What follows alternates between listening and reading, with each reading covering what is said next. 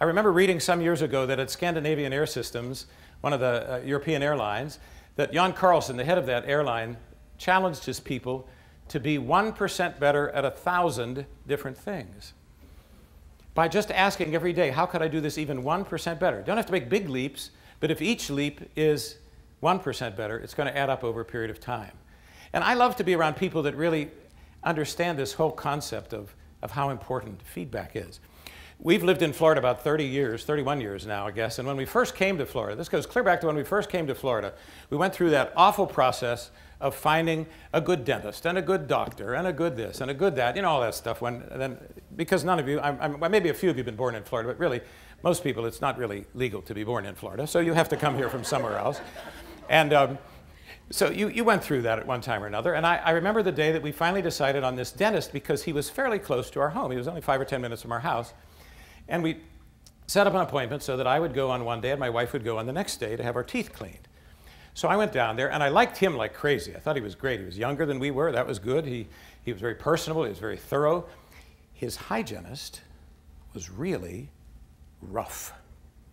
I mean, really rough in the work that she did. She hurt me. And I don't know if my mouth had ever been that sore. So now I'm driving back to our house, and I know that my wife, John Ellen, who's with me here tonight, I know that she's going to be asking me, how was the dentist? And I'm going to tell her, you're not going to that because this is bad news.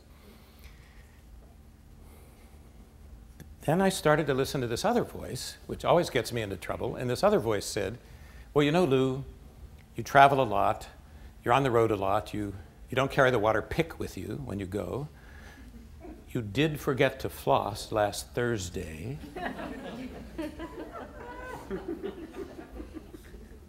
You don't gargle twice a day. And I sort of bawled myself out to the point where by the time I got home, I thought, wow, probably was just the condition of my mouth. She probably was just doing her job. So my wife said, well, how was it? I said, oh, the dentist, you'll love him. And I tried to get to my office. She said, what about the hygienist? I said, thorough, really thorough, focused, really on it. So she said, okay. So the next day she went.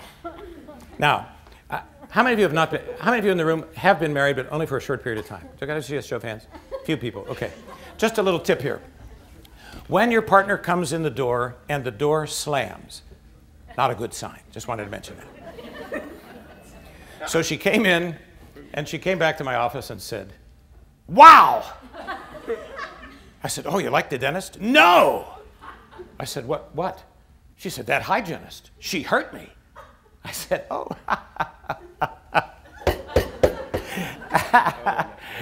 Oh,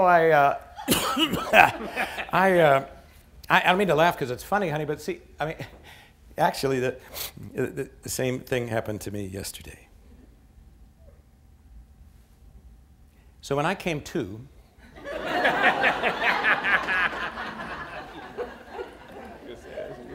she said, you're calling the dentist and fixing this. So I called him and I explained it to him, and I tried to explain it to him very carefully. This was again on like a Tuesday or Wednesday, and he said, Mr. Heckler, I'm going to check on this and call you back on Friday, okay? I said, okay. Friday came, and I thought he'd probably just say, you were wrong, your teeth are bad. She said your mouth was a trash can, you know, and so on. He said, Mr. Heckler, I checked on what you told me, and you were exactly right. I was? Really? I don't hear those words very often.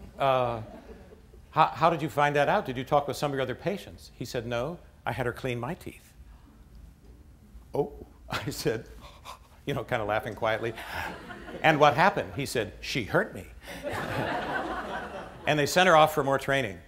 And over the next 16 and a half years that we lived in that community, we went back to that dentist, and she cleaned my teeth every single time and did a perfect job because he was willing to listen to feedback.